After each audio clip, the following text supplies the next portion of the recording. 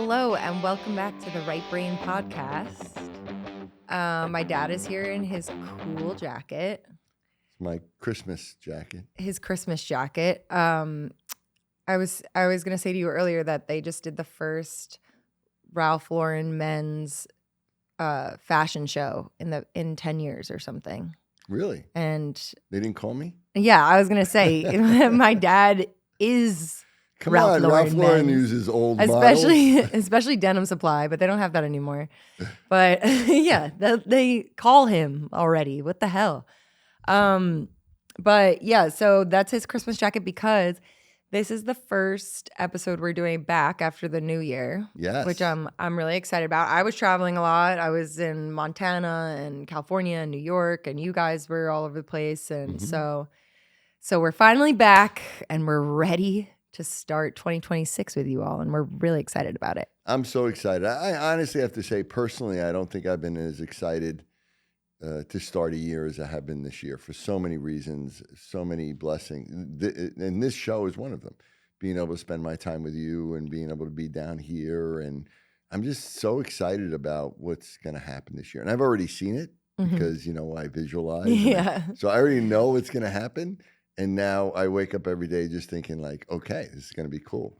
I can't wait. I'm so excited because I'm just so hopeful and positive, and, it's just great. I'm very happy. And speaking of, since this is the first episode of the year, and because we're talking about all the things that we're dreaming up and all the things that we wanted to touch upon manifestation again, because who is Dr. Rob if he's not talking about manifestation? And I love to hear it, and it pumps me up. And we wanted to talk about that and kind of bring in kind of a part where we haven't talked about how, we've talked about how athletes are right brain and how musicians are right brain and actors, but we haven't really discussed how also entrepreneurs are right brain and how a lot of becoming an entrepreneur has to do with like your own internal motivation when maybe you're being taught to follow in a different way in the school system or whatever. So we're going to touch upon all of these things and kind of encompass it as, something to motivate everyone for this year. Yeah, I think really important because a lot of people think, oh, I'm not a musician, I'm not a songwriter, I'm not an artist, I'm not, a designer, I'm not an athlete, I'm not a chef, I'm not a creative person, and they're a business person, and they want to be a business person, and that's their goal, and they want to, run a company, or they want to start their own business. And some of the biggest right brain dominant people are the most successful entrepreneurs and CEOs. And many of them have struggled with dyslexia. I have a list here of some people that you may be shocked to actually hear. It makes sense that like entrepreneurs would be, I mean, like yourself kind of like, it's like you're a doctor, but you created an entire kind of an entire path for yourself that no one's ever touched upon before. So it is coming from creating something out of nothing. And that is a very right brain quality. Yeah, there's kind of two ways to be successful in a business. One is to take a system that's already existed and make it better and more efficient. That's a left brain function, right?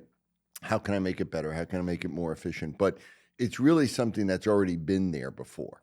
And then, which is still incredibly impressive for all you left brainers. Again, we never say left is better than right or vice versa. It's just different. It's just different. And the other thing is that you create something completely new that no one's ever created before, that you think of something that nobody ever thought of before, and you create a whole new system, and many times even create something that people didn't even know they needed, and you create it, right?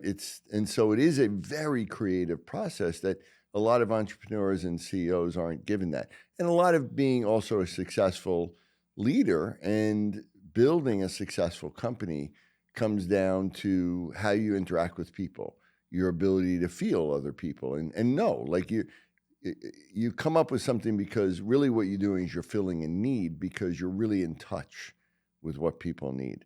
So here's a list of some people that are, pretty well-known entrepreneurs or CEOs and yet are known to be dyslexic, right? Richard Branson, the founder of Virgin Atlantic, the Virgin Group. And he was one of the first that I became aware of many years ago that came out. And he would talk about how, from the beginning of his life, he couldn't read. He was terrible in school. And his mother kind of instinctively knew it, and she would let him go outside. And he would go out in the woods around there near where he grew up in England. And it gave him this ability when he was out there to really imagine and use his imagination, which again is a very right brain type of thing. And we have a left brain and right brain imagination. And he was also able to move his body, and because there was the ADHD type thing, which we've talked about. But then John Chambers, who's the CEO of Cisco, Charles Schwab, who's the founder of Charles Schwab, which is, financial investment company, Steve Jobs.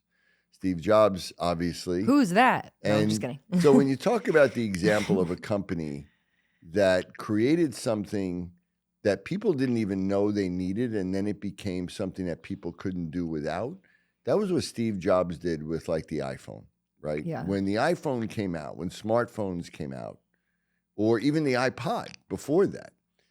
Or my nano girlies. Yeah, people weren't walking around going, wow, I wish I had this little machine that had, hundreds of songs on it, right? Everybody was walking around with a CD player and headphones or a Walkman. And once it came out, it was like, oh, I can't live without this. And then that morphed into the iPhone. And now we look at it. And that all started because Steve Jobs. And Steve Jobs famously would say to people in his staff, when they would say, we can't do that, he'd say, this is the design I want. This is what I want. Create it. And they'd look at him and be like, we don't think we can do that. We don't have the time. We don't have the money. We don't have. And he would say, he would create dents in the universe, meaning that he would bend reality. And that is a key thing to manifestation that people need to understand, that we'll get to. But other people like the founder of JetBlue, the founder of IKEA, Kevin O'Leary, who's on Shark Tank, Hewlett of Hewlett Packard. And then there's other people like Walt Disney, famously dyslexic person, Jamie Oliver, a chef, Steven Spielberg. I remember seeing a documentary on him where he was, obviously dyslexic, but he was so visually gifted. Ted Turner is another one. And then Ellis Malillo. Right. And Henry Ford. So these are people that really changed the world. I mean, you think of Steve Jobs and Henry Ford. Those are two people that Walt Disney, that, if you want to take a list of 10 of the most influential people in history or modern history at least, I think those three guys would pretty much be on it. Ted Turner. I mean, cable TV didn't exist. It was barely there. Cable news. Now look at cable news, how big it is. So this all started with an entrepreneur. This all started with an idea, with a vision that nobody else could see. That's the point. When you have a vision in your head, and it literally starts with a vision, you see it and you want to create it. But the biggest issue and the biggest reason why a lot of people fail from the beginning is that other people can't see the vision in your head. Yeah. And so right away, people around you that are close to you, people that love you, that are really trying to protect you, or people that are literally jealous of you or don't want you to succeed, if you tell them your vision, they're immediately going to tell you, oh, it can't happen. Don't do it. Be safe. It's going to crash and burn. Like, when we talked about how people, when you said you wanted to go into the music business right out of college, all of our friends were like, oh, what's her plan B? How can that girl that can't read even be good? Exactly. Well, yeah, we have a video that we're just going to show the beginning of it because it's like a long video, but it's about this guy kind of talking about entrepreneurs and and the traditional thinking, you think people that to create a great business and be a great CEO, what do you need? You need to go to Harvard or Yale or Brown, right? You need to be, which is iconic if you do. But the fact is, those are not the people that typically become a great CEO or entrepreneur. Now, some do, but you look at people like Bill Gates, he dropped out of Harvard, right? Steve Jobs dropped out of college. So you may have people, even Mark Zuckerberg, they went into one of those schools and then dropped out. Yeah, The Social Network is like my favorite movie ever. Do you know who statistically the best entrepreneurs in the world are? Harvard Business Review conducted research that completely destroys everything that we've been taught, specifically about success. The answer is not honor students or valedictorians. There's actually zero correlation between academic achievement and building billion-dollar companies. Here's what they discovered that's going to be very challenging to everything that you believe. The most successful founders, they had above average intelligence, but horrible grades. And this pattern started in middle school. So what separated them from straight A students? They despised being told what to do. They believed that questioning authority was more valuable than obedience. They became restless when progress was slow. If something felt meaningless, they mentally checked out, or they skipped it entirely. They were obsessed with creating something original instead of just regurgitating existing information. And this is the brutal truth that society does not want you to accept. The education system rewards conformity. Entrepreneurship rewards defiance. School trains you to follow the template. Business success comes from destroying the template and building something entirely new. The exact traits that make you a problematic student: challenging authority, finding shortcuts, rejecting pointless busy work, getting bored with repetition. Those are the same traits that make you lethal in the marketplace.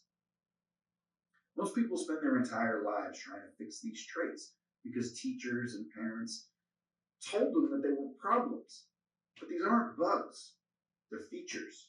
Your inability to blindly follow stupid rules, it's not a weakness. It is your competitive advantage. So ask yourself, can you operate in uncertainty?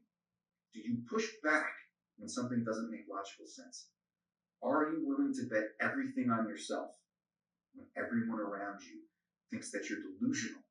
That was something that you sent me, and then another person also sent me, which I always listen when you send me things just as much when other people send me things. But Just as much. Just as Not much. more. But might have been reiterated to me. I just tried to show it to my dad. I was like, "Did you see this?" He was like, "I sent you that," but okay. But yeah, I think that encompasses a lot of what we're talking about. Just like, I mean, I think it's interesting because like obviously so many musicians and things like that, like in school, like are scribbling lyrics in their notebooks instead of like really paying attention to what's going on, and then you get in trouble for that because you should be paying attention, and then you feel stupid if maybe you're dyslexic and you can't really read that well, or all of those things. And I don't know, it's just really interesting to hear a video like that. I think when I listen to it, of course, all I hear is almost a perfect description of a right brain personality, of a cognitive style, and someone that is really gifted and may also have a deficit on the other side. The fact that they struggle in school, that they actually have bad grades, not just average grades, but really struggling, which means they're probably dyslexic. And it's just great because all those things, when you talk about people in the creative world, you look at those traits and go, yeah, that makes a great artist. But what we don't do is actually say, well, that makes a great business leader, or that makes a person that can be really successful in a business or create a new business. And I just think it's such a great summary of all of the things that is right brain, left brain, and all the things that in society and parents, he highlights how obviously if a child's not doing well in school and if they're not able to learn in a traditional way, and our school systems are so set up to favor left brain skills, and they're not set up to favor right brain skills. And so Yeah. I just thought it was such a great summary for people in a different context. Well, it does touch upon too, like, and I feel like we should do another episode on this, just even for my clarification. But I know you said that there's like multiple different like styles of being a right brain person, or different personality types, like whatever. Because Yes. I'm a really right brain person who like I mean, I got good grades in the beginning, but then I think like once I got farther into high school, like definitely had trouble paying attention. I obviously I was a slow reader, and like I would like kind of daydream, and I loved like English class or whatever when I got to like really write and all of those things. And as a right brain person, I feel like that's a strength for me, being creative. Like I could be creative all day long. I write songs all day long, whatever. But the business aspect of it is not something that I have innately at all. So I think it is really interesting how there's like different parts to being a right brain person, or different personalities to that, like the business entrepreneur side. Um, Even though like I guess this is creating a business and everything like that, but I feel like I always need another brain kind of helping me out with all of those things. And so I Right. think it's so fascinating when entrepreneurs kind of have both of those things, or I don't know. Yeah. I don't know if So you could I explain that talk better, about but that. There's something called cognitive style. And basically, it's a more neuroscience perspective to personality. And, there's all these different theories on personalities. None of them are actually based on neuroscience. So I've kind of come up with my own personality grouping based on neuroscience and based on different networks in the brain. So, we have these primary networks that do particular things, and they are very different from one side of the brain to the other. And that is a great competitive advantage. And so what I see is that different people have different networks that they're naturally stronger in. Some people may have a couple of those networks. Other people may have only one. Some people have all of them. And usually on its own right side versus left side. And, some people are very balanced and they have great skills that are both sides of the brain. So, it's not based on that. But you might have somebody that's really good at one thing, but not at the other. So, like on the left brain side, you may have somebody that's an exceptionally good early reader, but can't do math. You can get somebody that might be really good at basic math operations, but isn't great with reading or writing. So on the right brain side, I usually look at it as about 6 or 7 different personality styles that are all right brain dominant. One of them is the singer, songwriter, musician, anybody with music, almost any music. We talked about how singing was really the first form of human language. So, and it comes from, when you look at what is language in things like birds, obviously it's singing. And even though people question if birds are real or if they're just government cameras, but we can talk about that another time. I've never heard that one. I guess that's like what is the virus in your brain or something Oh like that? yeah, or how people think pandas aren't real. Anyway, whatever. Okay, yeah. And then there's the traditional artist, somebody who's a great painter, can draw visual type arts. And then there's the designer, like we talked about Tommy Hilfiger or other great designers. Oh yeah, you said he was dyslexic. Yeah. Yeah. And then you have, someone who may be a great athlete, like physical kinesthetic skills, or a dancer or movement person. And then you have somebody that is, very inventive, somebody that can, like Thomas Edison was severely dyslexic, can come up with an invention. I think even in science, you have, a researcher. You have very creative researchers that think of things like Einstein, and then you have others that are really just great at doing the data. And then you have people that are just incredibly empathetic, and they may become healers. They may become people that gravitate towards being doctors or therapists of some type. And then you have people that, are just incredibly social, just really good at socializing, and might be naturally leaders in one way or the other, leaders of people. And so those are, all different types. And you can get people that have a combination of many of those. And you can often get people that just have one. Like when I go through the list, a lot of people, if I'm working with, let's say, a parent that's a nurse, she may say, well, I'm not any of those. I wasn't good in school. I'm not an artist. I'm not, but you became a nurse because you really care about people. And, nurses are some of the most, they're in the front lines. I mean, they're healthcare workers. The funny thing is a lot of MDs tend to be very left brain dominant, because getting into school academically, if you don't have straight A's your whole life, it's almost impossible. other healthcare workers, like therapists of any kind, OTs, PTs, nurses, chiropractors, they tend to be very right brain dominant and really do it out of a cause of, being, really caring about people and have much more of a better bedside manner because they really are empathetic and care about people. Where a Right. lot of MDs, not all of them, of course, but a lot of them really don't. They're doing it just because they were so smart and it was more about that. So these are the different styles that I think exist on the right brain. And so it's important because the CEO, leader, creative thinker, motivator of people, maybe, inventor idea that they can come up with a new idea like a Thomas Edison that no one's ever thought about before, like Steve Jobs. That was one of his great things.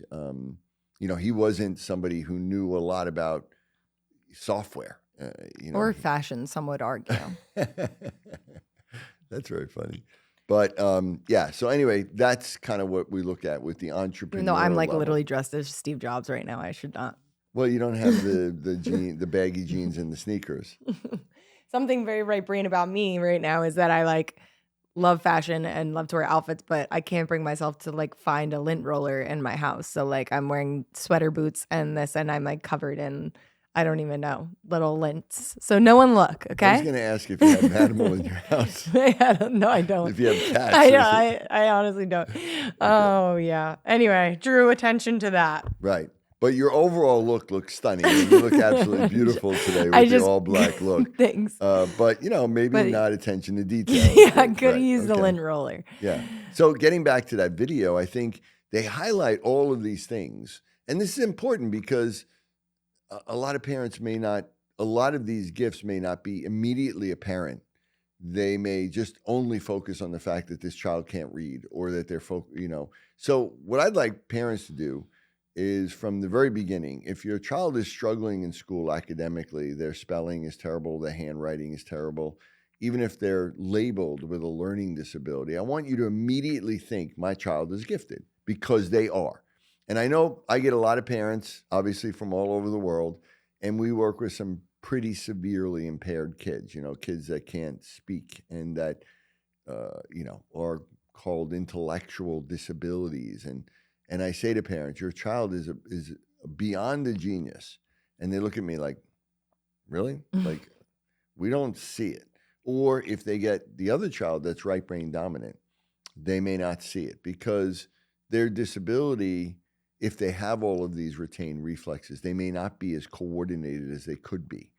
And that may hold them back. I've seen many kids who were dyslexic also be horribly uncoordinated and not be good athletes, even though they love sports, like they, were obsessed with thinking about it. And then once we were able to get rid of the reflexes and work with them and balance their brain out, they became superstar athletes. I remember I had one kid, he became an all-state linebacker, and then he also became a first-chair violinist. And this was a kid who, at one time, the principal of this school came up to the mom and said to her, Natalie, don't feel bad. The world needs garbage men too. Oh my God. Yes.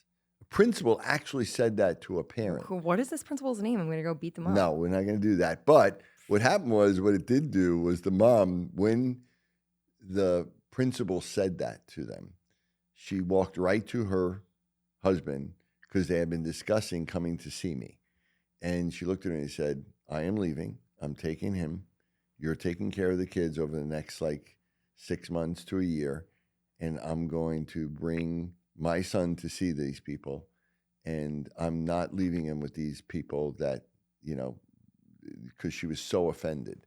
And she did. And this kid ended up being, an Steve Jobs. No, I'm just an kidding. all-state football player, Wow, that's incredible. first-chair violinist, one of the most popular kids in his class. And actually, somewhere down the road, the school called her in when he was in high school. And all of this started in middle school, actually, right? And so they went in and they said, well, it was very serious. Your son was kissing his girlfriend in the hallway, and we have very strict rules about, public displays of affection and all of this. She started laughing. And they were like, "Why are you laughing? This isn't funny." And she said, "Remember, you were the same people that told me my son would never have normal social relationships Oh. and he would never be, just accepted, and that's who he was." She said, "And you're making me upset because my son is kissing like one of the prettiest girls in the school in the hallway." Right? So, I want parents to think that when your child you get a label, think they have incredible gifts. Yeah. And your goal should be trying to find that and focus on that, but not ignoring their weaknesses, because that's a big mistake. Trying to correct those weaknesses and lean into them, but also recognize that they are gifted in a way that traditional schools aren't going to favor. Yeah, I think this also kind of like plays into what we were saying just about sort of like manifestation this year. I mean, I'm not going to talk about parents and kids because I don't have any kids, but I'm just saying in general, like, I think for everyone at every age, like, it's important to remind yourself of all of those things. And if you do have like kids that are in school right now and they're doodling or they're daydreaming or they're thinking about all these things and maybe not doing as well in school, it is like pretty cool to now know that you can nurture that and that they are super smart and kind of maybe teach them some of like the manifestation skills that you have implemented for me since I was younger, which I feel really lucky about. And I don't know, just like if they're going to have their mind somewhere else, I guess make it intentional, if that makes sense. Yeah.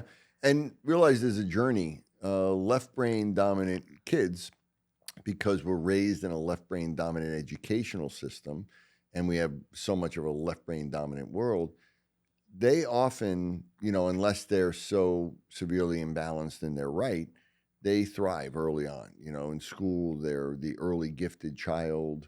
They're reading early, they're doing math early, they're spelling early, they can memorize things and data, and they do really well.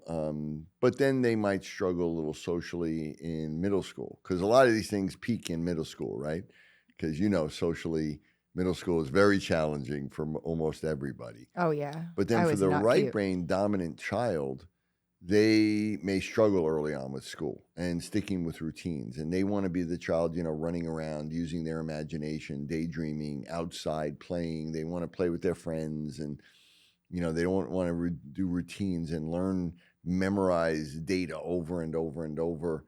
And so they may struggle in a traditional school setting and be even labeled as learning disabled. And they might be, if their left brain is severely, low, they may be dyslexic. But later on in life, that right brain dominant kid, if they become passionate about something, if they really find something that they want to do, they eventually can learn better than almost anybody. And they, can even memorize a lot of information because it's important to them. And, you look at, like, how many songs do you have in your head that you could sing at any given time Yeah. and all the words and all the notes, like, perfectly? Well, that was also like when I told you that when I went to acting school after college and like my classes this would be like after I was bartending all day and whatever, and I would go to like 3-hour classes at night, and you could not rip me away from what I was like watching and what I was learning because it was like exactly what I wanted to be doing. And I don't know. So in that sense, like I was like ADD who? Like I've Right. never whatever, but in so many other classes I've ever taken, it was impossible for me to pay attention. Right. And that's exactly one of the things he said on the video, that, people struggle with doing things that they're not, they're not interested in. So they come up with shortcuts, which is a brilliant thing to do. I don't have to do this that much. Or they, come up with other new ideas, because the right brain is more about novelty. It's about creating something that really hasn't existed before. It's the left brain, as we talked about, is creative in a way of taking things that typically exist and maybe making them better or reproducing them exactly, slightly changing them or making them more efficient. The right brain is about coming up with something out of thin air that didn't exist. And so, songwriting is just like that. But I'm saying, think about how many words and songs that you have in your head that you could pull out at any given time, know all the words. That's a tremendous amount of data and information. Just Yeah. imagine any of us, if we were just trying to read a song and then commit every one of those things completely 100% to memory, right? We don't think about that. But just think about what level of memory it would take to do that. Yeah. It's like it's almost like having a photographic memory where you could remember every page of a book, of at least several books. That's what it's like for you, that you have this memory of words and songs. It's just organized in a different way.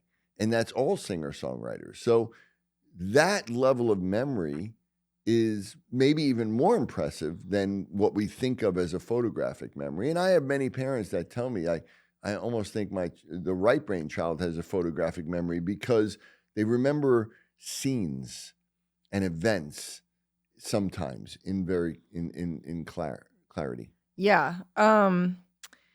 Okay, so I had a couple questions for you. You were, as my dad does, sometimes he talks to me like I'm on the same level as him, doctor-wise, which I take as a compliment, but I really have to use my right brain to fill in what he might be saying.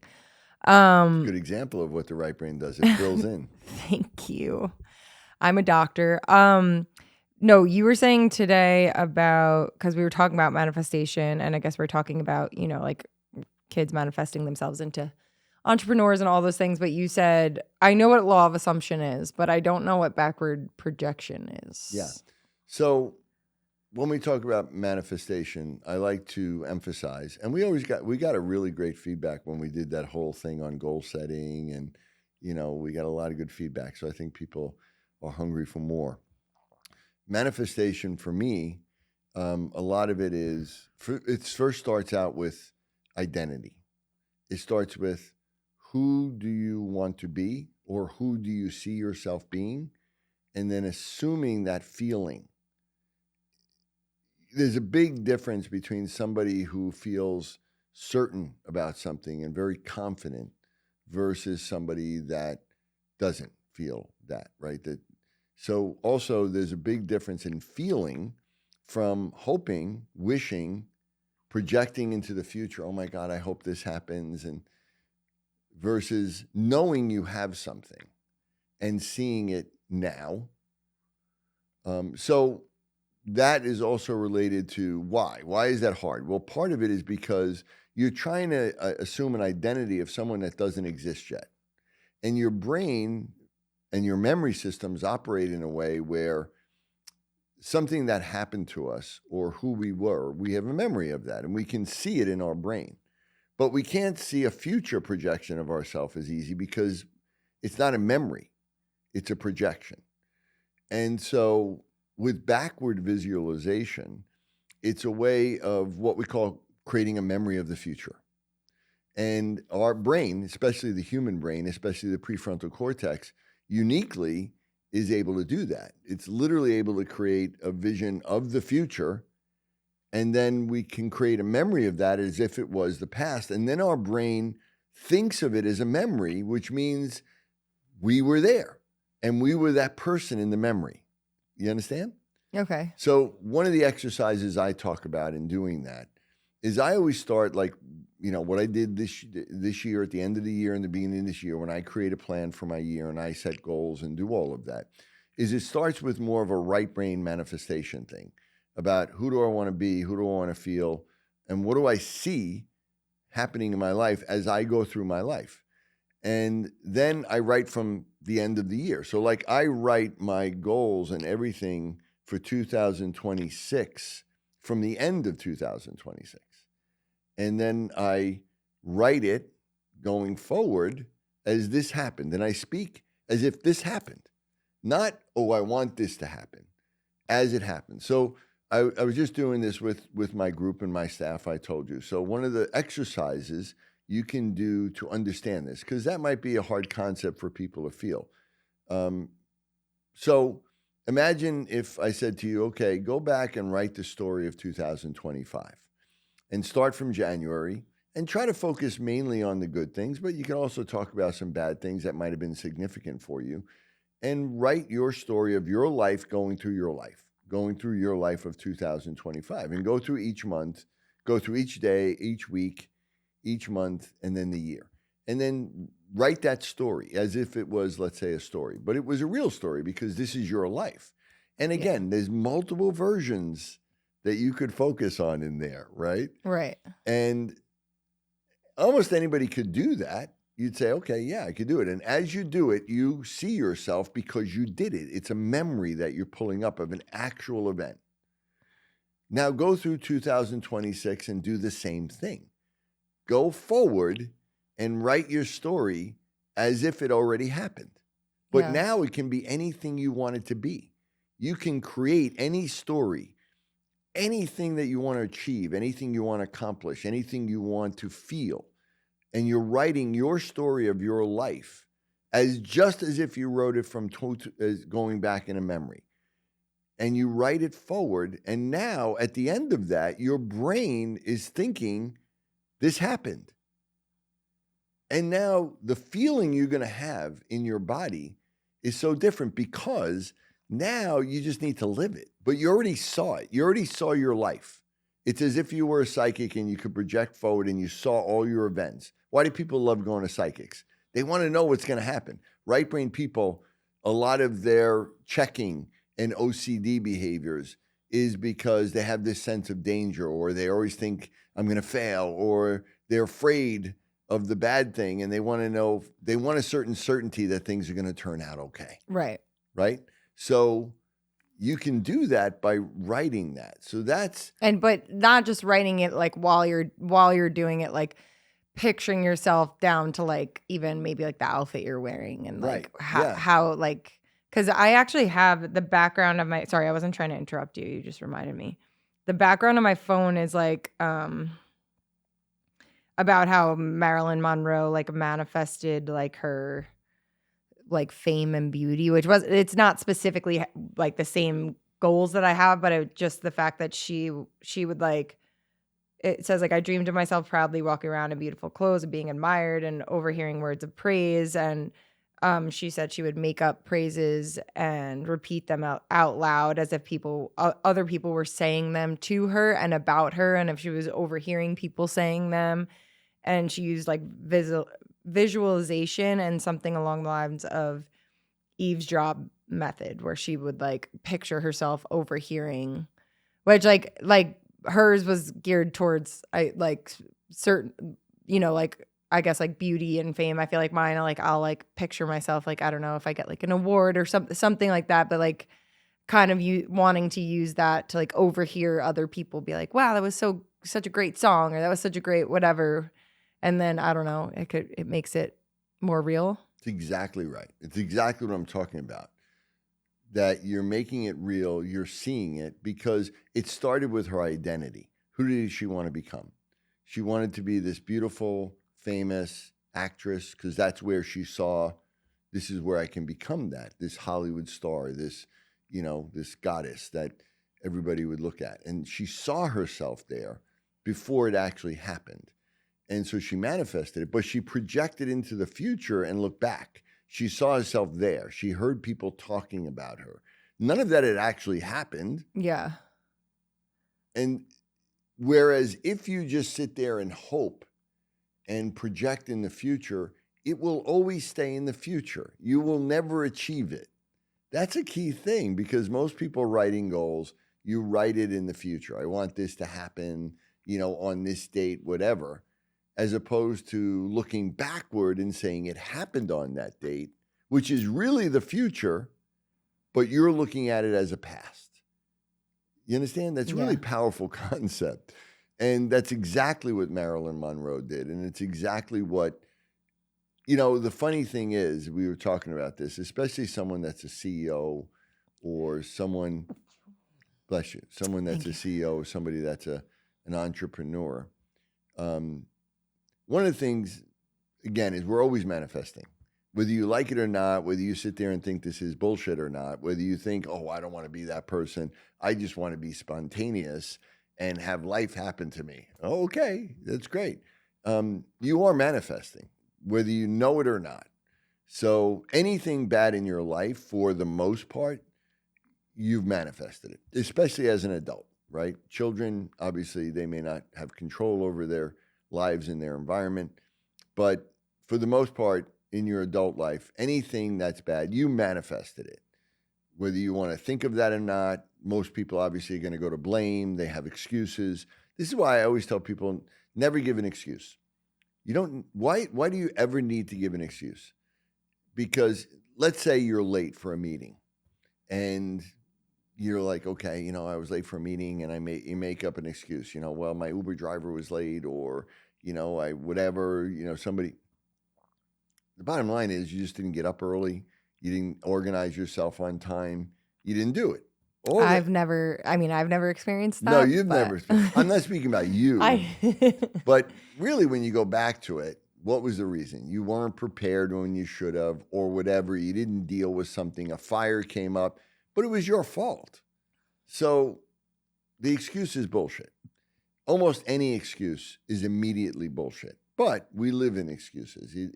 We all feel like we have to give an excuse. We rationalize it, and we all know we do it. So we give other people like, oh, okay, yeah, that's an excuse. That makes sense. I've done that. I've not been able to tie my shoe fast enough, or some stupid thing. But the bottom line is we're always manifesting. So whether you think or not, whether you think this is bullshit or not, you are doing it. So the choice is, do you want to do it right? And do you want to manifest your life as something great? Or do you want to just leave it to randomness and focus on things that you're afraid of and let your brain manifest all the things you fear? That's kind of the choice, right? So if you're going to do it, you want to do it right. And it really starts with really identity. Who do you want to be? What's the person you want to be? And all of us. And that's a law of assumption. And the law of assumption is I already have it.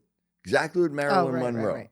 I already have it. It's not the law of attraction, which is one thing, but it's the law of assumption. Law of attraction is more, I'm going to attract it to me in the future, right? I'm going to think a certain way and it's coming, which is okay. The law of assumption is I have it already. It's already there. And, projecting forward as a wish, as a dream, as a goal is very different from backward visualization, which says, I already know it happened. It happened. I saw it happen. And now it's just a matter of going through it, and it's going to happen in advance. It's like one of the reasons why you like to watch the same movie over and over. I do love What's your favorite movie you like to watch over and over? Wedding Crashers. You know that. And what about that movie do you like? It just makes me feel alive. It's just so funny. And that, it just makes me so happy. And it does it every time? Every time. So when you go to watch it, you know exactly what's going to happen in that movie. And it gives you a sense of certainty. And you're absolutely certain that it's going to make you laugh and feel happy. And you go there over and over and over. It's the same thing with backward projection. Yeah, I guess I should have said Country Strong because I do love that movie too. So we can also say that I guess that's more motivational towards what I do. But either way, motivating myself to feel good and laugh is you're not bored by seeing the same thing over and over, which most people with the right brain would. But it's also, there's a sense of certainty that it's going to make you feel a certain way, especially Country Strong. Like, why did you like that? Even when you were a young kid, before you actually came to Nashville and before you actually really manifested who you are now. Yeah, that's true. I guess I did watch that movie 100,000 times. Why? Maybe because I did it helped you give you an identity of who you wanted to be. Yeah, that's true. You felt like I could be that person. Except for when she dies at the end because she overdoses. That's sorry to ruin the movie for you guys, but it's been out for a good 20 years. But you manifested it and you wanted to see it, and you didn't get bored of that movie because you basically saw yourself in that. And it made you feel the identity, because all of us can be hundreds of different us, and we can all be terrible versions of us, and we can all be the ultimate version. Do you want to pull up those pictures? What do you think? No, not really. If my dad wants, okay, Let me fine. try it. I'm just gonna say my dad wants to do this, and I'll be here to support him with it. Okay. So this is an He loves Instagram- this. is He's an a sucker Instagram for this post type of stuff. of the same person. Now somebody might go, this is AI or anything. It could be. But This is what I'm saying. this He is doesn't. Where's your background check? this is a good, but this is a good example. So here's a guy, and these are his own words. My about dad made himself. these captions of him. No, I did not. I did not. I'm not buying It says from anyone that's not watching, it's in the description of the man. This is someone's post. It says the Creek man. I don't know who this man is. My dad obviously loves him. It says from bullied fatty, and he's a overweight young guy. Right. And then he goes, so again, if you look at a guy who's overweight or a person, what do they want to be? Skinny. They think that's the version that they want to be. So then he goes to say to a skinny outcast, and now he's a skinny white boy. I don't know. But outcast, obviously, clearly still not happy. And then he goes to who I am. And he basically looks like Jason Momoa mixed with Thor. And he's tatted up. Right. And he looks like a completely different person. The point of this is that if this is all true, these are 3 different versions of the same person. We don't have to leave the shirtless man up there much longer. Thank you, Jack. So this is, it's all about identity. And so when he was this fat, bullied kid person, that's how he saw himself. And he manifested that for whatever reason. Maybe he was, had a terrible upbringing. I'm not blaming it and I'm not whatever, but I'm just saying that was his identity. And then he desperately wanted to change that. So he thought, well, I want to be skinny. And he became skinny, but he was still, I guess, a social outcast, or still wasn't who he thought. He wasn't what he thought he would be. And then that may have made him say, well, who do I really want to be? What's the ultimate version of me? Just like Marilyn Monroe. And that was the ultimate version. And he became that. But it started with the identity. He saw that he could be that person first. And you get the feeling of that. The way a guy, the first kid or the second version of him, the way they walk around and what they're thinking and what they're feeling inside and about themselves is probably very different than the way the last guy walks around. And so it starts with that feeling. And that feeling is that you already feel what it would be like to be that person. And you walk around as that person. You walk around as the person who already won a Grammy Award, like we've talked about. When you're on the stage, when you're thinking, I want to win a Grammy Award someday, there's this anxiety around it. There's this hope, but there's also this fear that it may not happen. And there's a lot of anxiety and you have all these emotions in you. You win the Grammy Award, you step on stage, all of that's gone because you have it. Now you just feel really great about having it. You feel proud of yourself. You feel like, wow, this is great. You feel joy. You feel happiness. All of these things, hopeful for the future, unstoppable. That's the only difference is you actually experienced it. I actually just talked to Owen Ringling. He's a country artist here in town from Canada. He's really talented. I had dinner with him last night and we were talking about, I was like, do you get nervous when you get on stage anymore? And he was saying how he went through this period of getting, and his wife was with us and she was like, oh my God. And he was saying that he went through this whole period of like getting so anxious that he like actually would be throwing up, and that he was playing a show for his hometown. And like while he was singing, he like thought he was about to throw up everywhere. And he like genuinely thought he had like the flu, like he was so sick. And then at the end of the show, he was like, I felt completely fine. And he was like, I realized that was all anxiety, that I like fully convinced myself that I had the flu, like while I was singing. But it is like, I guess that's like the opposite of, but it's either way. Like you said, you're manifesting. And I do that to myself too. Like the anxiety and the stress that you were just saying, that like of hoping something goes well. Cause he was saying it was just all this anxiety of like playing to his hometown and like hoping it would go well. And it made him physically sick. Yeah, and that's why one of the things I adopted many years ago, and what I tell people a lot, especially in the business world, but it really fits for anything like this, is before I go into any meeting, before I go into anything, before I go into a lecture, I see the outcome of that. Meaning, again, I'm at the end of it. And most of, like, when I'm doing a lecture, before I go on the stage, I get in my head and I think and I have a vision. And what do I want to hear at the end? And I literally have a vision. I see certain people in the audience and I think of them coming up to me and saying, that was the best lecture I've ever seen in my life. You blew my mind. And that's what I see. That's what I hear. That's what I want them to see. And so when I step on stage, I already know that's going to happen. And I'm not nervous. I'm not anxious because I know I've seen it already. I already saw myself give the lecture, and I know at the end, people love it.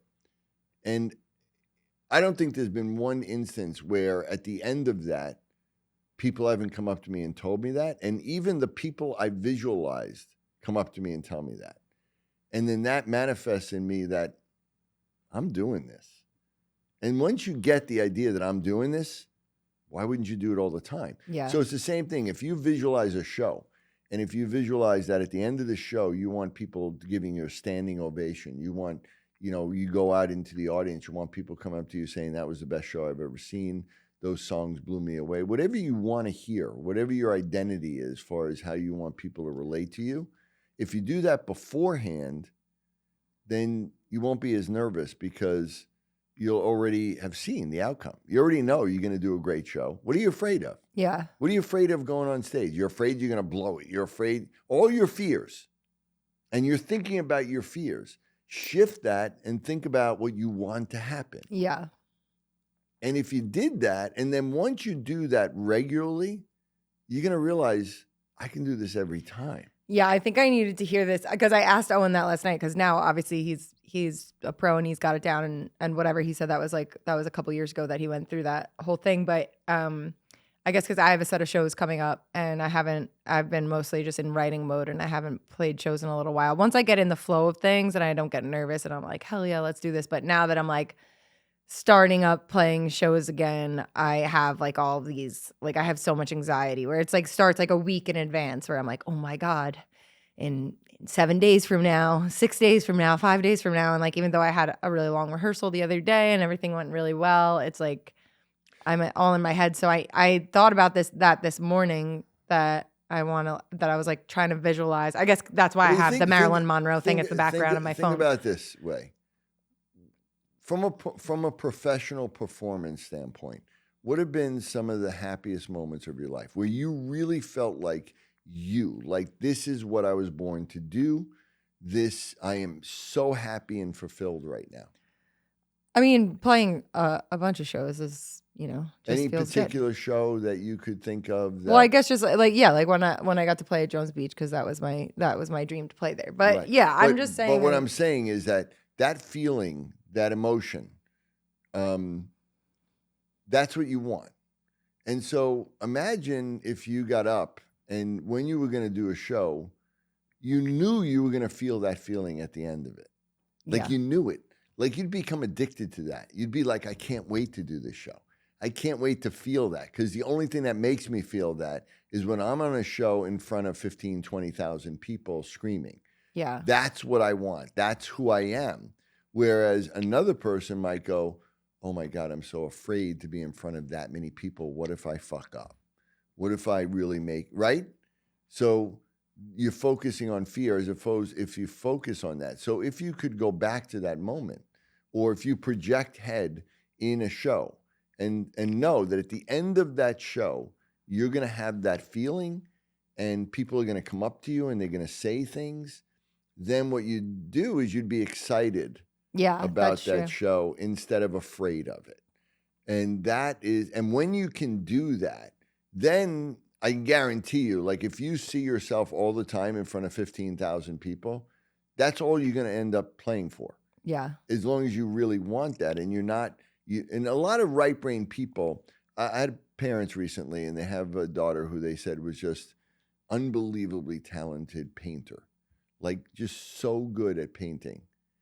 But she never paints. And the reason is because the thought for her of getting everything ready, organizing her paints, preparing her thing, and then the anxiety she has about that and the anxiety she has about how people are going to judge it is so bad that she prefers not to do it. Yeah. So this person who has incredible talent, world-class talent, could be maybe one of the greatest artists in the world.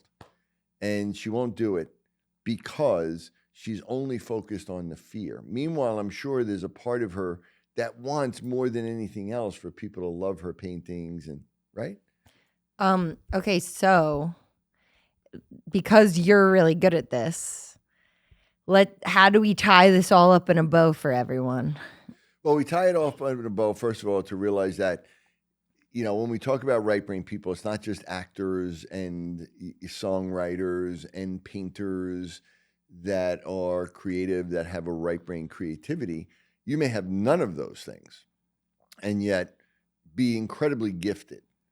And especially people that are in business, CEOs of business, starting your own business, entrepreneurs. I mean, in one way or another, a singer is an entrepreneur. Mm-hmm. You're responsible for especially now, because you don't have any, most people don't have big record labels doing everything for them, right? So you're an entrepreneur. You're responsible for your own business.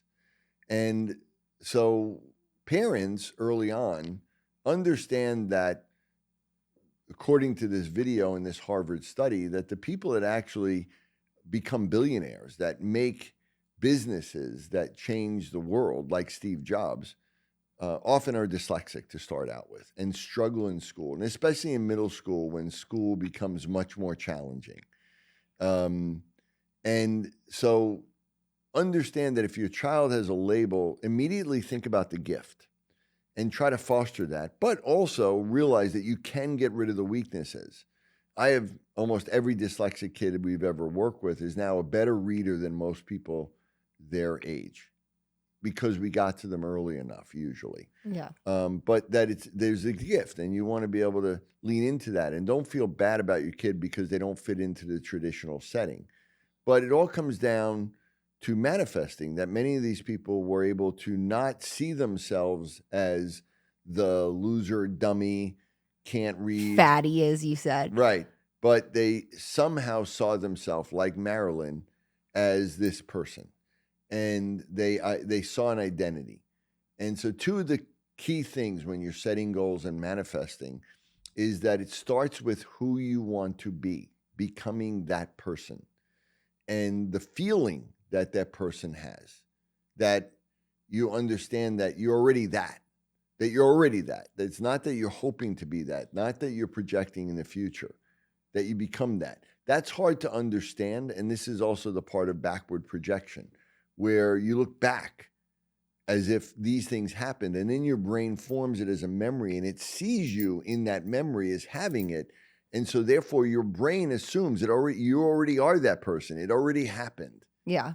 It's a way of tricking your brain into, as opposed to most people have trouble seeing themselves in the future as successful, unless you go to the end of it and get a memory of the future, and then you in that memory, and then it becomes a memory, and your brain assumes it already happened. Okay, guys, you heard it here first. Welcome to 2026. Wake up.